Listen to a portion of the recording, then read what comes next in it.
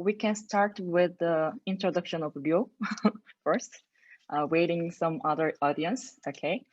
Yeah, hello everyone, thank you for coming. And I'm very happy to introduce Ryo Hanai, who is a new group leader in APCTP. Actually, Ryo and I talk about our research topic, and I found that his work is very close to my area. So it's about the critical phenomena in non-equilibrium. So I decided to organize a seminar and invited people in statistical physics as well as APCTP members. So I think his talk will be very interesting for everyone. And so now I will introduce Ryo. Actually, he studied physics in Keio University in Japan under supervision of Yoji Ohashi. And after getting PhD, he got postdoctoral fellowship for research in Japan. And then he moved to James Franck Institute in University of Chicago, studying driven dissipative many-body physics and polariton physics. And then coming back to Japan, he extended his focus to active matter, working with Keshio Ogawa. Before joining APCTP, he shortly has a postdoctoral scholar in Chicago. And from this April, he joined APCTP. And today he will talk about non-reciprocal phase transitions. So please apologize for his presentation. Thank you for the kind introduction, Hyejin. And thank you for giving me the opportunity to give this talk to the APCTP members as well as the StatMech people as well. So I think I should say nice to meet you. Start by saying nice to meet you.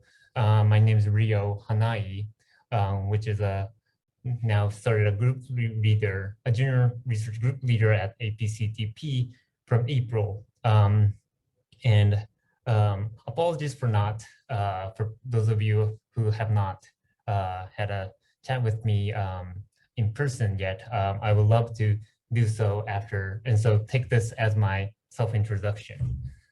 Okay, so today I would like to introduce, which we believe to be a new concept of phase transition that we decided to call non-reciprocal phase transitions, which is strictly unique to non-equilibrium systems, which I would tell you what I mean by that.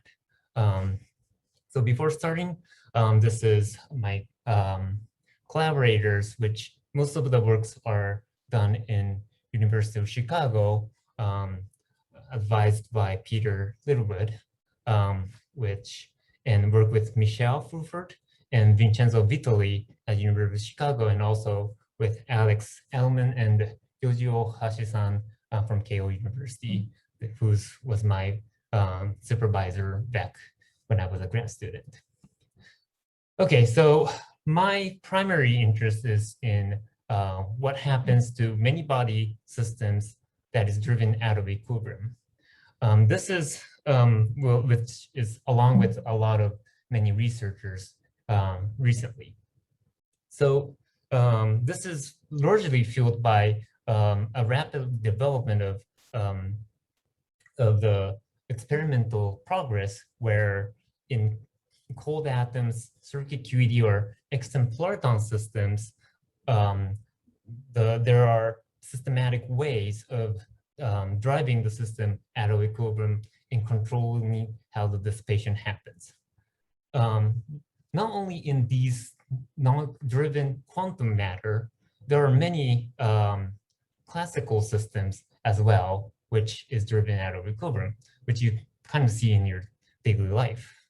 One example is E. coli, for example, where they can swarm and give rise to some topological defects, as you can kind of see in this nice video, and also some of the bird flocking, which I hope you will see, where this very beautiful bird flocking, you can kind of see that there's some collective motion there, or some hydrodynamics going on here. And what's different from equilibrium system is that each agents are self-propelled, meaning that they're living. So they have their engines, each agents have their own engines involved, and therefore some collective behavior that cannot happen in equilibrium can happen. So these systems, together with the quantum matter and active matter, gives some potential to produce exotic state of matter beyond the equilibrium paradigm, or even design new devices that we currently don't have. So what's fascinating, at least to me, is that some collective behavior can be driven by non-equilibrium effects. For example, when you shine a light to some insulator, some sort of insulator, there are materials where by just shining a light to that or pumping it, the material turns suddenly to a metal, so which is called a photo-induced phase transition. There's also a phase called time crystals, which is a periodic oscillatory steady state that is shown to be impossible to occur in equilibrium. So these time crystal phases are something that is driven by non-equilibrium effects. And not only in these quantum systems, but in also the active matter systems, there's something, for example, called motility-induced phase separation, where even though all the particles, brand new motion particle agents are repulsively interacting, they can kind of pile up just due to the the activity. So which therefore this phase separation is driven by non-equilibrium effects. So, but on the other hand, their full potential remains largely unexplored, and that is what I'm interested in. So in this talk, we would like to introduce a new paradigm or a new novel class of phase transition that is strictly unique to non-equilibrium systems that we call non-equilibrium phase transition. And I'll just tell you why I say it's strictly unique in short. So, okay, so this is my outline, my talk, where I start with my general theory. Let me just use a pointer. Yeah, so by generalizing the Landau-Ginzburg theory to non-equilibrium systems and show that this will give rise to some phase critical point that is beyond this Landau-Ginzburg Wilson paradigm. And I'll exhaust you with several examples, both in driven quantum matter and also active matters examples, which to convince you that these are generic phenomena that can occur in a very broad context. And at last, I'll summarize my talk. So I'll start with the general theory. So needless to say to this audience probably, but the phase transitions are everywhere in nature, like a gas transition, parallel to ferromagnet, phase transition, and also a transition from normal state to a superconductor are all equilibrium phase transitions. And not only that, there are many non-equilibrium versions of transitions, which includes lasers, synchronization, for example, of fireflies, and also the flocking overs, which you just saw in the video. So how should we understand phase transitions? Well, so in equilibrium, there's a very successful theory called the Landau Theory, which has been shown to be very successful in phenomenologically understanding the nature of phase transitions in a very general way. So what Landau theory does is you first write down free energy in terms of the order parameter that characterizes this phase, and look for a point where the minimum changes, like for example, from 0 to finite value. And that is the point where the point where the minimum changes is the phase transition point. And although this is a very, very simple theory, what's fascinating about it is that it can predict something. It will, in the case of continuous phase transition, like a jump of the specific heat, and also divergence of stability that against the conjugate field of the order parameters. Of course, because this is a very simple mean field theory, these exponents of the diversity cannot be quantitatively is not quantitatively correct, but in fact, by adding spatial gradients and thermal noise that obeys fluctuation dissipation theorem, the static and dynamical critical phenomena can be studied in a very systematical way, as done by Hohenberg and Halperin in a very important paper here, which give you a list of what the critical exponents are that characterizes this critical phenomenon. So that is all good for the equivalent case. But what about non-equivalent phase transitions?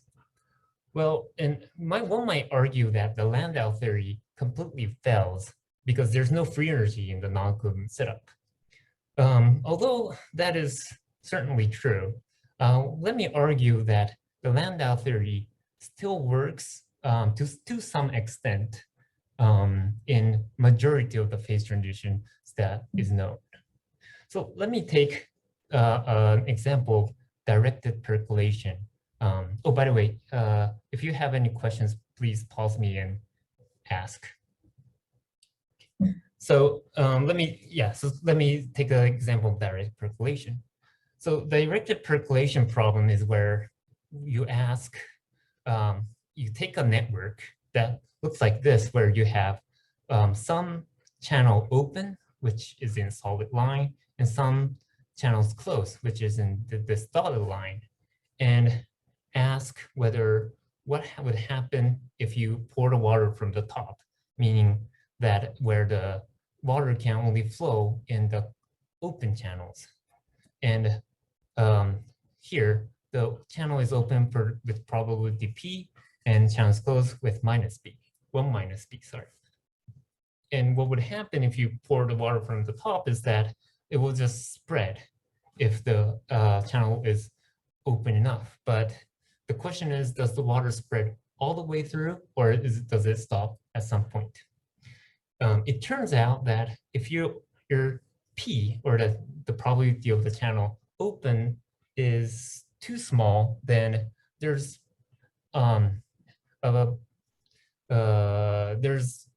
it would almost always have a finite penetration depth, meaning that the water will stop somewhere. However, if this P is larger than some critical point, or what's called a percolation threshold, the water will suddenly start to spread all the way through.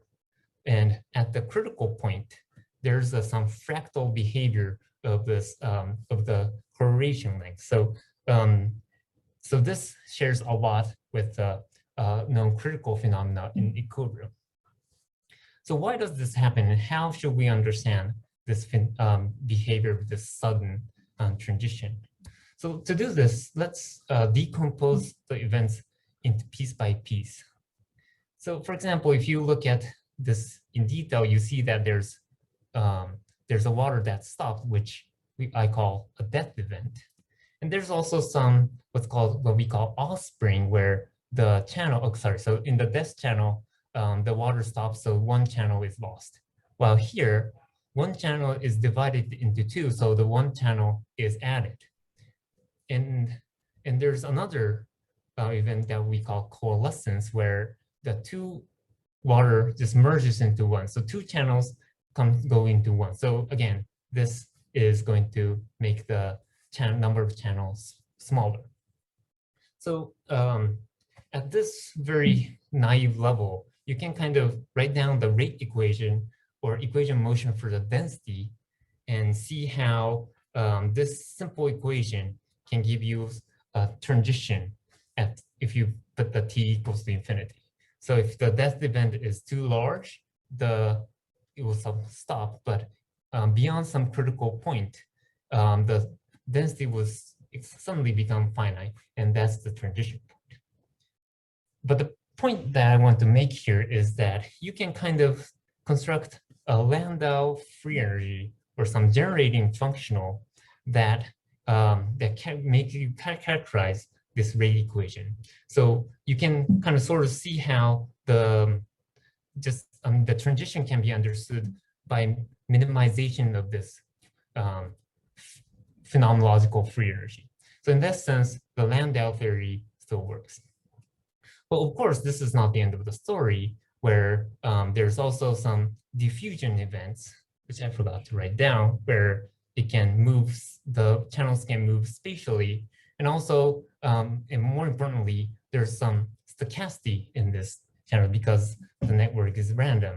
And this is something that turns out to break the fluctuation dissipation theorem, and which defines the directed percolation universality class that is a non-equivalent universality class that's forbidden in equilibrium.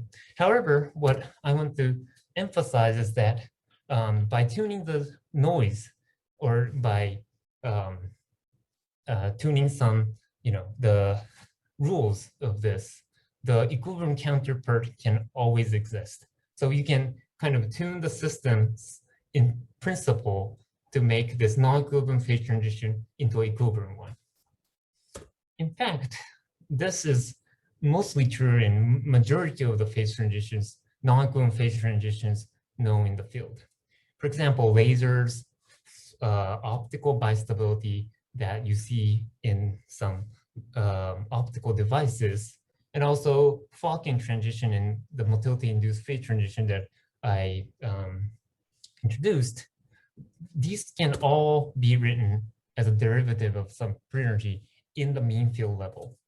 So the noise and the spatial gradients does give you some unique features from the non-equilibrium effect, but I want to emphasize that their mean field description, or the transition, the existence of the phase transition itself, can be understood from the Landau free energy theory argument. And the Landau, so the Landau free energy still works, and therefore the equilibrium counterpart always exists. So what we want to introduce here is that there's a novel class of non-equilibrium phase transitions marked by spectral singularity called an exceptional point that I will tell you in a moment, which I can tell you that there's strictly no equilibrium counterpart where you cannot understand this phase transition just from free energy argument. And may I ask a question? Sure, yes, please. So is there any example where free energy doesn't exist in the non-equilibrium situation? On top of my head, I'm not really sure. Yeah, there's one paper that I know from Alexei Gorshkov group that studies some two-component optical bistable systems, and that probably is something that's is kind of a pretty similar to our approach, but it's probably not cannot be understood from the free energy argument. And I'm not sure also about the many-body localization, because I'm not really sure if there's a way that you can understand this from the order parameter dynamics. But I'm not really sure. Maybe somebody that knows better than me might know the answer. But so I see. So in case when there exists this free energy, the difference to the equilibrium case is the breaking of the FDT, right? Right, that's right. Is that the only difference? I would say so. Of course, also it's hard to say which so. So for example, for the directed percolation case, that's definitely the case. For a flocking transition where it's known that long-range order can exist even when it's a two-dimensional system, which means that there's apparent violation of Marming-Wagner's theorem. In that case, there's this term that's a nonlinear term that is coming from convection. This v dot navra v is going to play a crucial role in getting that two-dimensional long-range order. And how to say, so it's a combination of this term and the noise that give rise to that fascinating feature. But yeah, so it's either the breaking of the noise, the dissipation fluctuation theorem, or the spatial derivatives that usually doesn't exist in equilibrium systems. I think that's my cool. Great. So actually, so this exceptional point, this non-reciprocal phase transition induces many intriguing phenomena that we found, where including time crystal or time quasi-crystals, hysteresis, some anomalous critical phenomena, which and it's a very general framework, which I'm listing some of the systems that can experience this, ranging from quantum systems to active matter systems, and also which provided some unified understanding to experiments, including extemplar-time BECs and also viscous fingering. I'm not really sure if I have all time to discuss everything, but I'll try and show the results today. Okay, cool. So let me construct this. So this slide is just a recap of the Landau theory that I just showed several slides ago. So what you do in the Landau theory is to write down the free energy, where you write down the terms that is allowed from symmetry. And you look for the minimum by looking at the derivative of the free energy, and the parameter that make the minimum different is the transition point. It's very straightforward to make this into a multi-component case, where in the multi-component case, you only need to make all the coefficients to be a tensor product rather than just a scalar. And because of this minimalization of free energy argument, it requires you to have a symmetry coefficient, which is kind of crucial in the following. And of course, this is all in equilibrium. So in principle, in non-equilibrium, we don't have to obey these rules, because there's no such thing as free energy in non-equilibrium setups. But what you can do, even in non-equilibrium setup, is to write down a dynamical equation motion. So what you do is to write down a dynamical equation motion like this, where I write down all the terms allowed from symmetry, but instead of the free energy, write down the dynamical system or equation motion of order parameter like this. And crucially, this does not have to be a derivative of the free energy. And what it means is that the coefficients here does not have to be symmetry. It can be non-symmetric.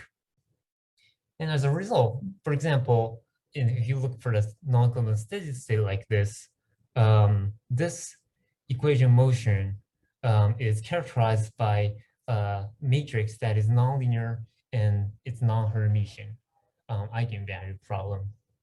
For those of you who are familiar with non-Hermitian quantum mechanics might think that this is is the same as the non-Hermitian problem that's discussed in optics, but I would like to stress that this is different for 99% of the works done there, because most of them are linear non-Hermitian optics problems, or more crucially, if they're looking at the response or quantum conditional dynamics, which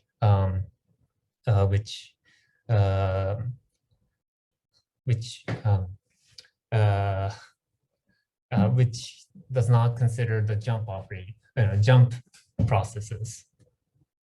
But anyways, so here's our argument. So because this matrix A is non-Hermitian, okay, so sorry. So in Hermitian cases, the eigenvectors have to be orthogonal always. But because this operator is non-Hermitian, it does not have to be orthogonal. And there's a special point called an exceptional point where they become completely parallel to each other. It turns out that this point marks a phase transition point, phase transition that is unique to non-equilibrium systems. So it depends on the symmetry of the system whether you realize the exceptional point as a line that divides a static phase to a time-dependent phase, or there's some other types of symmetric systems that have less symmetry, and therefore you have only one point in two-dimensional parameter space where the exceptional point turns out to mark endpoint of a first-order phase transition, which is very analogous to a liquid-gas transition and their critical point. So, and I would like to stress that this applies generically to ordered multi-component system that is out of equilibrium. So, oops.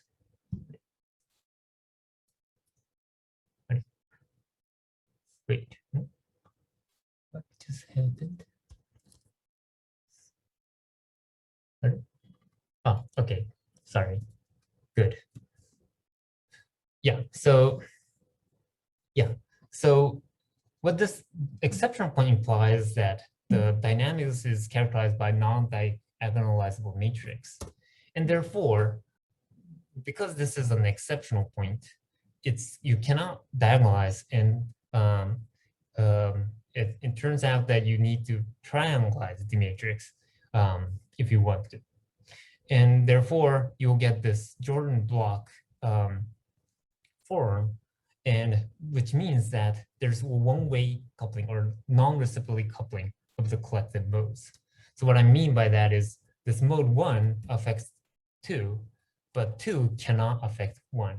And this non-reciprocity can never happen in equilibrium. And therefore, this phase transition that is marked by exceptional point have strictly no equilibrium counterparts. So you cannot find anything analogous in equilibrium for this type of phase transitions.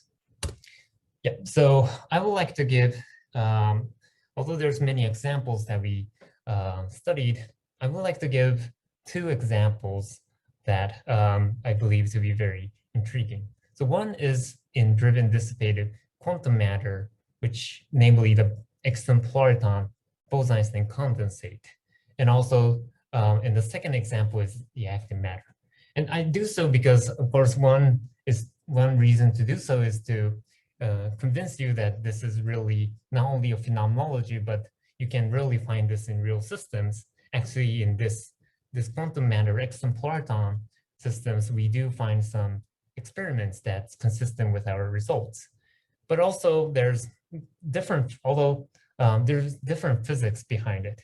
Namely, in this case, this non-reciprocal phase transition can kind of give a unified understanding of what the Bose-Einstein condensate is versus what a photon condensate is. And also in this active matter case, we find something that is analogous to some frustration physics that's usually considered in spin systems. And I'll tell you what I mean by that. So let me start with this quantum matter exemplariton case. So let me take about three slides to tell you what the system looks like, because I think this is a very fascinating system and it's still in a hot topic field. So exemplariton is something that's made of half light and half matter. And because of this hybrid nature, it turns out that you can get a Bose-Einstein condensate at very high temperature. Actually, it has been observed that you can have a room temperature DC even. So this occurs in a semiconductor embedded in a microcavity. So what microcavity does is Bragg mirror, which captures the light photons. And the photon dispersion looks like this. And in the semiconductor, when you pump light to this, because this is a semiconductor, you excite electron and holes. And so in the semiconductor quantum well, these exons live here. And this cavity is designed in a special, has a special design such that this exon energy is very close to resonant with photons, which means that there's a strong coupling, strong light matter coupling between those two. And that gives rise to some hybrid quasi-particles called lower or upper polaritons, meaning that the polaritons are made of half light and half exons. So what's fascinating about this is that this is the light photons are, because it's light, have a very small effective mass. And on the other hand, the light itself is non-interacting. And so therefore, if there's only light, there's no thermalization happening that you need for to exhibit BECs. However, because polaritons are made of half exons, where exons and exons can interact and collide, polaritons can also collide and thermalize, at the same time having a very, very light effective mass. And therefore, the more lighter the particle is, more quantum the system gets, and therefore it's easier to get a Bose-Einstein condensate out of it. And that's indeed what happened in 2006, where you get a Bose-Einstein condensate at relatively high temperature, which is 5 Kelvin, and 1 year later, room temperature BEC was observed in a wide band semiconductor system. So physically, this is interesting because mirrors are not perfect always. So you always have some leakage of photons. Therefore, just because you pump light on the system once, you cannot reach a steady state because photon just leaves out of the system. So what you need to do is to continuously pump the carriers by continuously pumping particles in, where some of the photons all continuously leak out, which at the end you'll get a steady state condensate. And so this is a non-equivalent Bose-Einstein condensate, which makes this extern-polaritron systems unique. And so I would like to tell you that at low and high pump power, it can exhibit both Bose-Einstein condensate or photon laser. What I might mean by that is at low pump power, what I said holds, where experimentally you pump exons, polaritons at relatively high energy. And because of the photon interaction or polaritron scattering, they try to thermalize. And therefore, they will exhibit a BEC at very low dispersion. So that's the BEC of polaritons. On the other hand, when the density becomes very, very high, the exons starts to overlap with each other. And what happens is the electron and holes start to screen each other, making these exons dissociate. And this situation, where the exons are gone and these bound states are gone, and they become just electron hole gas, is very, very similar to semiconductor, just a usual semiconductor laser system, where the electron and hole plasma just acts as a gain medium, in which feeds the coherent photons due to this electron hole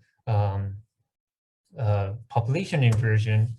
And at the end, what you get is a photon laser. So even though this is the same system, by tuning the power from low to high, you exhibit in one regime a Bose-Einstein condensate that is some statistical mechanical equilibrium phenomena to at high pump power to where a photon laser happens, which is some non-equilibrium coherent phenomena.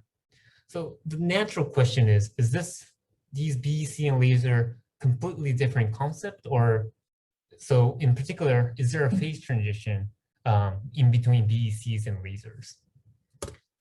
Many experimentalists have looked at this, and they all quite agree that there is a phase transition, which is called a two-threshold behavior. But I would like to call this a two-threshold puzzle from the following reason. Well, so this is the y-axis, the intensity at k equals 0, where the x-axis is the pump power, excitation pump power. So as from low to high, the polaton density increases. So, and this y-axis is the photon number at k equals 0, which measures whether the system is coherent or not. And this is the emission energy of the condensate frequency. And this is some line width. But what you see here is that there's a sudden increase at this threshold point, which is called a first threshold. And this is a sign that the normal state became a polaton BEC. However, as you see here, there's a clear second threshold here. Actually, it's more clear if you look at the condensate emission energy, where you clearly see some discrete jump. So people have considered this as a second threshold, which people believe that this is a transition to a photon laser from the BEC. And people have called this a second threshold, strong to weak coupling transition, because the polaritons are strongly coupled while lasers are only photons and the medium are only weakly coupled. But I would like to argue that this is not a complete answer or argument. And this is because, so why do you have a photon laser to normal phase transition? Normal phase to photon laser transition is because it's a transition from the incoherent state to coherent state, or namely the U1 symmetric phase will break its symmetry to a U1 broken phase. But polaton BECs are already in a broken phase. So why do you have a transition? Well, of course, not all the transition needs a symmetry breaking. So just because the symmetry is the same doesn't mean that there must not be a phase transition, but we at least need a theory to understand why this happens.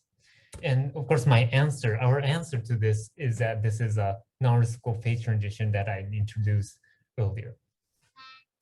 So, as a warm-up, let me just tell you what happens at low density regime, where a standard, I would say, phenomenology of a superfluid would work. So in closed equilibrium bosonic superfluid that's repulsively interacting, it is known that the so-called GP equation, Gross-Podolsky equation, works very well, and which is seen in cold atom experiments. So this is which the GP equation have a very, so lambda is a superfluid, a macroscopic wave function that characterizes the wave function of the superfluid. And so this looks very much like a Schrodinger equation, except that there's a nonlinear term, which comes from a repulsive interaction between the particles. So when there's two components, which we do because we have photon component and exciton components, this will become a 2x2 matrix. And because we have loss and drive, meaning that there's a photon that continuously captures the system, while you have some excitons that you continuously gain from the pumping, you get this nonlinear Schrodinger equation that have this non-Hermitian setup. So here we assume that we will reach a uniform steady state with this form where E is the emission energy E. And it turns out, so as I promised, this does have a this just leads to the non-Hermitian eigenvalue problem. So although these are all sounded phenomenological, in fact, we can kind of derive this in a semi-microscopic model. So microscopic model that it works for all regimes. So this is the microscopic model we studied, where it's composed of electrons and whole gas, which cool or interact repulsively or attractively, depending on whether you interact with electron hole or electron. And you have also a dipole coupling that make the pair annihilation from electron hole to photons, or its inverse process. And it is coupled to this bath, so that electron hole is continuously pumped to the system. At the same time, it tries to thermalize, while the photons are coupled to a vacuum, so the photons just leaks out of the system. So the what happens is the electron hole will get pumped into the system.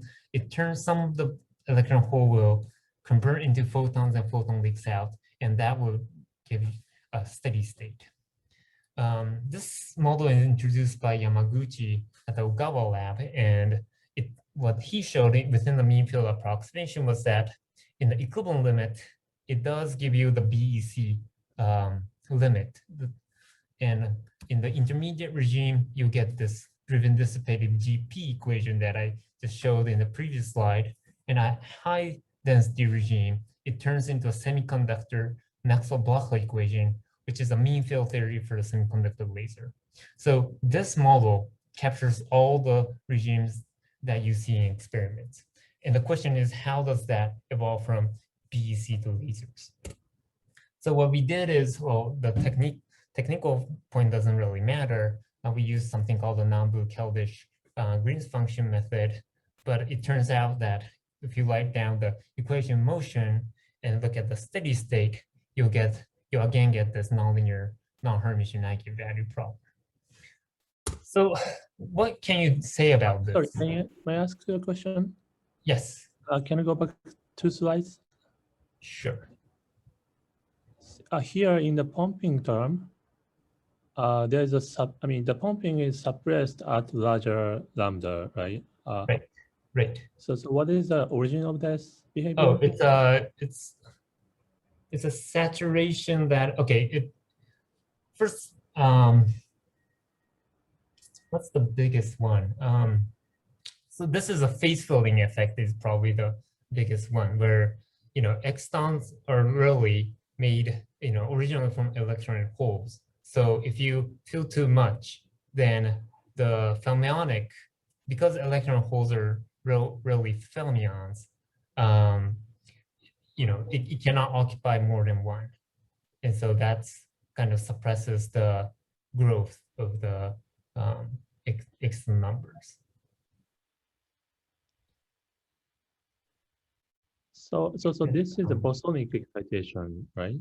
Right. But so if you start from real microscopic model that you incorporate the structure of electron holes, and then what you do is so you start from this electron hole microscopic system, and you assume that the photon density is small. The density is small, so you kind of expand over lambda square. So V is kind of microscopically coming from some, phase filling effect.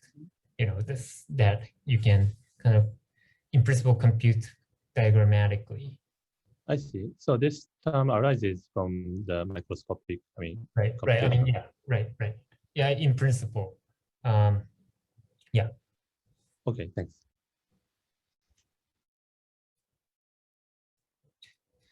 Okay, and so shoot, I think I forgot to put the important slide, which, because this is a non-Hermitian system, as I showed, if you find an exceptional point of the matrix A, you'll get a phase transition that ends at the exceptional point. So that's what I'm going to show next. So to show this, well, you have this nonlinear 2x2 matrix but you can always diagonalize this. Oops. like this. And because, yeah, so, and I named this E plus and E minus in a way that the real number is larger. I mean, plus have a real number that's larger than E minus. So I actually can classify this steady state into two types of solutions. First one is by assuming that lambda minus here is non-zero. Because E is equals to E minus, and as long as E minus is not equals to E plus, E is not equals to E plus. And because E is in E plus is different, the only way that the second line can hold is by putting lambda plus equals to 0. So lambda minus and lambda plus cannot be non-zero simultaneously. And this is also true for the plus solution, where lambda plus is non-zero and lambda minus is 0. And what I call this a minus branch solution and a plus branch solution. So the steady state solution can be classified into two types of solutions. So, oh, yeah, here it is. And what, okay, sorry. Yeah, so here it is. Yeah, so what I showed was that, in fact, if you find an exceptional point, it turns out that this exceptional point marks the endpoint of this first order like transition between this two types of solutions. So here's the law, kind of the sketch of how I showed it. So so this I'm going to plot. Okay, so when you diagonalize the 2x2 matrix, if you remember when you do that in the class, I think you kind of remember that there's a square root behavior here. And because this is a complex number, if you plot the real part, it would look the real part of the square root lambda would look something like this, where x-axis is real lambda and this is an imaginary part of lambda. And you have this winded structure of this Riemann surfaces. And from the way I define E plus and E minus, this red is plus and the blue is a minus solution. So it turns out that in this regime where this dashed line is something that's equality that holds at the exceptional point, it turns out that this regime can only have minus solution while this regime can have plus solution. And because of that, this green points cannot be used. So therefore, if you go from 3 to 2, you'll always get a crossover, while if you go around the exceptional point, you'll always get a phase transition. So you can see this from some explicit calculation by GP equation, where the blue is, so the x-axis is the emission energy E and the blue is the minus solution, red is the plus solution, and you kind of see how in some regimes there's a regime that only have minus solution, while some regime only have plus solutions. So and those two solution regime kind of ends at the exceptional point. So as you can see here, there's a phase boundary that ends at this exceptional point here. That's denoted by the star. Because we have a microscopic theory, we can guess what the phase diagram looks like. And I'm not going to the details about this because I realize that I'm kind of running out of time quite extensively, to be honest. So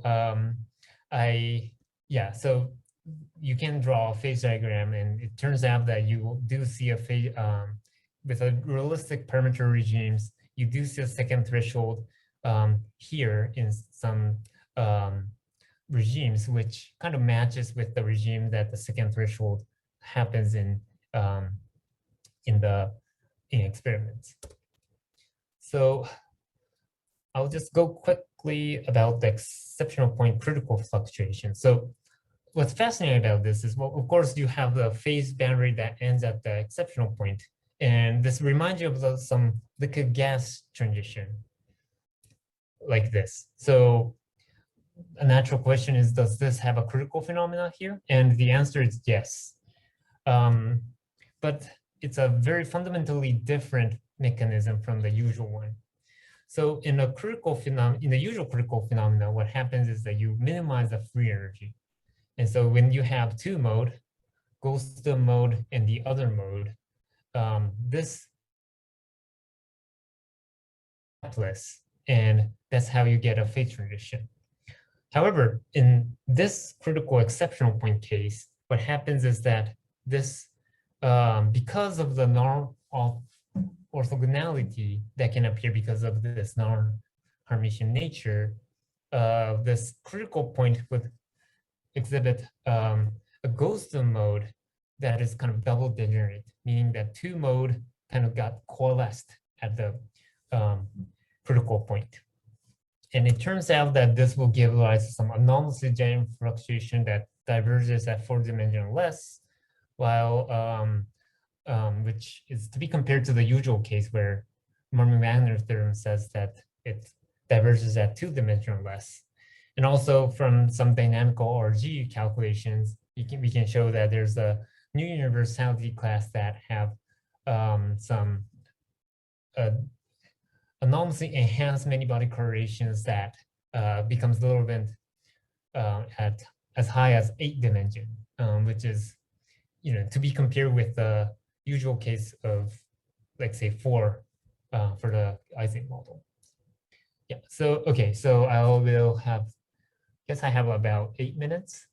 So I'll try to go through this active matter problem, which I find it very interesting, and in the sense that there's a very similarity to the frustration physics that I'll try to go through quickly. Okay, so the main character of this section is these guys, non-reciprocal interaction. What I mean by this is that so usually in condensed matter or systems, you kind of assume that the interactions are reciprocal, meaning that, like Newton's third law, where A affects B the same way B affects A. But you soon realize that that's not always true if you look around the world. If falcon finds a pigeon like this, they'll probably try to chase one another. So the force, I would say, that falcon gain from pigeon is opposite from the force that pigeon feels. So this is a non-reciprocal interaction. And actually, there's many systems that does this. To name a few, there's social networks, inhibitory-exhibitory neural networks that construct your brain, and also some experiments also have been realized in physical systems that can control these non-reciprocal interactions. So what I'm interested in is what's the collective behavior that happens in these non-reciprocal matter. So, okay, so what would happen? So I think this is the most, familiar case study that I think for all of you probably, which is a non-reciprocal friendship, I guess. So let's say there's A and B, Alice and Bob, and let me say that, let me represent the distance, physical distance, as how close their relationship is. So when Alice and Bob like each other, then what should they do is just get close to each other and become best buddies. On the other hand, there are other reciprocal relationships where they both dislike each other, which is not idealistic, but I would say it's not a big problem because they can all just run away from each other and they never talk to each other, and they will be unhappy. However, the real problem happens when the relationship is non-reciprocal, meaning that Alice likes Bob, but Bob does not like Alice. What happens then is that because there's no configuration that can make both of them happy, there will be some frustrations always happening here. So what does this do? The physics is it it will give rise to some dynamics in this system. So consider a very similar problem, which is where the child A and B is, non-reciprocally interacting, but on the table or a ring. So child A likes B, so child A wants to sit next to B, but B wants to sit away from A because he doesn't like him. So what happens is that A will try to get closer to B, but B will run away. A will get closer, B will run away again and again. So these will give rise to some, dynamics that induced by this purely from this non-reciprocal interactions. And this comes from the fact that there's dynamical frustrations where for A, idealistically, they want a line like this, while for B, they are never satisfied. So they want to sit very far, far away from B. So, because they are never satisfied, they'll intrinsically continue to chase one to the other. So you can kind of make a equation by making the number of chairs infinite and make a theta to be a continuous variable like this. So this is kind of like a non-reciprocal version of XY model. All right. So, but it turns out that this interesting dynamics that's purely driven by non-reciprocal, so this is interestingly a non-equivalent effect, is only transient, unfortunately. What I mean by that is if you try to solve this equation, in which you can do by replacing this, and it turns out that at infinite long time, it would converge either to this configuration or this configuration, as long as JAB is not exactly equal to minus JBA. This is physically due to the fact that if A is a little bit better than B at chasing, then A will eventually catch B, and that's it. And so in the long time limit, the dynamics dies out in this particular two-body problem. But what happens in the many-body case is what I wanted to ask. So don't have time to give the details about this model, but we generalized what's called a Vic-Sheck model, which is a flocking, paradigmatic flocking model, where we assume that there's two groups of birds, A and B, and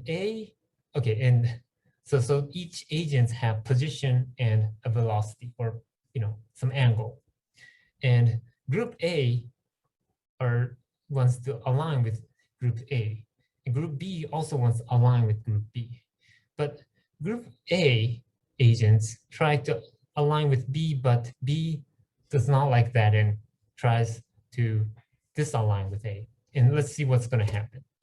So this is the movie that in different parameter regimes.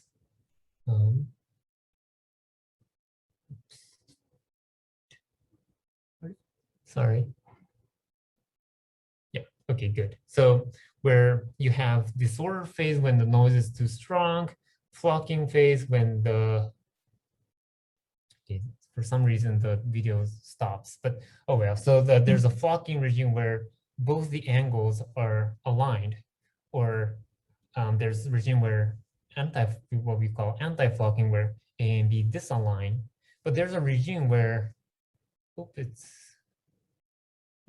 not moving, but A is it's supposed to have a movie where what we call a chiral phase, where A starts to chase B like this and start a chiral motion. And this turns out, so this is a frustration that induced chiral phase. And there's a spontaneous Z2 symmetry breaking between the left and right-handed phases. So why does this happen? So this happens because of the non-reciprocally induced frustrations added with noise and many-body interaction. So what do I mean by that is when there's no noise, then as I said before, it will converge to a static phase. However, if you have some noise there, this noise will continuously perturb the state. And because of the perturbation, the noise kind of restores this chase and runaway motion in a kind of random fashion. And because there's many particles that do that, and A and B's want to align within the same groups, this many-body interaction gives rise to some macroscopic correlation that stabilizes this collective motion, and this is what brings the chiral motion.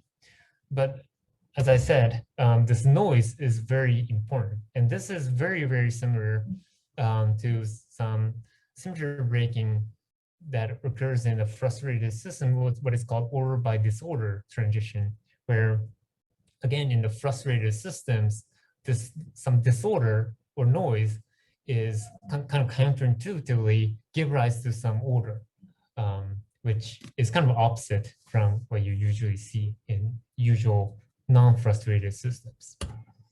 So I'll be quick. So this is I can get some hydrodynamic equation motion by coarse graining this microscopic model. And what it turns out is, again, some non-Hermitian nonlinear equation motion that looks like this. And as you see here, there's some exceptional points in terms of two parameters, j minus j plus as defined here, and you have where this align phase to chiral phase transition, it turns out to be marked by exceptional points. And I'll make this into a last slide. So this is in fact, there's additional time-dependent phases that arises from non-reciprocity, where just not only the chiral phase where the angle starts to chase each other, there's what we call swap phase where it's chase each other in a longitudinal way. And there's even some regime where this angle motion and the longitudinal motion appears simultaneously, and as a result, you get some time quasi-crystal phase, or where there's some two frequency that's not harmonic to each other. Let's see here. So I think I'm running out of time. So with that, I'll just come to my conclusion, where we have introduced some novel class of phase transition that's marked by a spectral singularity called the exceptional point. And as I argued, this is a new type of critical phenomena that does not strictly have no equivalent counterpart. And this gave rise to very anomalous phenomena, as I just raised here. And for more details, please refer to my papers, and also come to my office and give me questions. Thank you very much. Thank you very much, Ryo. Yeah. Thank you very much. Yeah, it was very interesting talk. And because of the short of time, I think we can have a few questions. So is there any questions? So you can just talk about some questions. Just unmute your mic. Do you have any questions from the audience?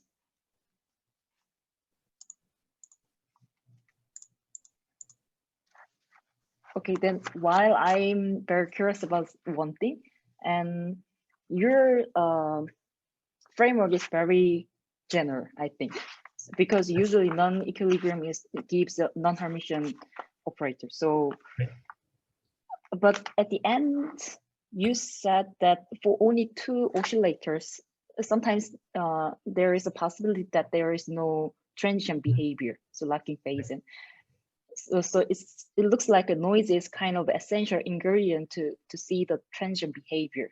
Then what is the essential ingredient to observe the transition behavior somehow? Do you the long time behavior that? Yes, yeah. Is there any? Yeah. Not really sure if there's a general. I mean, that's a good question, and we're not really sure how general it is. I mean, so how do I say this? yes, for this particular problem of this, non-reciprocal Yeah. flocky model, it turns out that this, these coefficients, eta and eta inverse and so on, it comes from this coarse graining procedures, and this eta becomes kind of singular if you put the noise to 0. It just eta will go to 0 at the same time. So this expansion so what I'm doing here is kind of an expansion over p vectors, and that expansion kind of gets singular. Yeah, actually, there's another model that we looked at, which is a synchronization model, which is very similar model. And it turns out that in that case, we can kind of control analytically and can show that there's no chiral phase transition because of that. And yeah, so I don't think I'm not answering your question. Sorry, but okay. No. But yeah, so we're not really sure how general it is, but at least for this non-reciprocal XY model types, it seems to be a feature that. I think my question is very tricky, but very curious about this, so I asked you.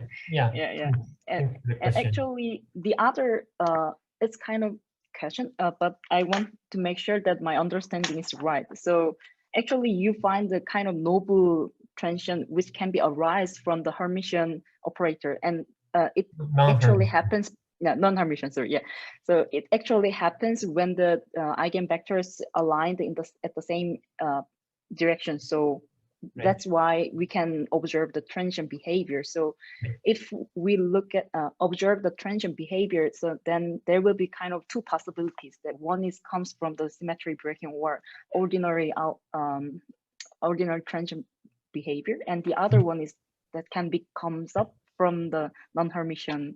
Right. Yeah. Okay. I see. Yeah. I see. Yeah. Thank you very much. Yeah. And other questions?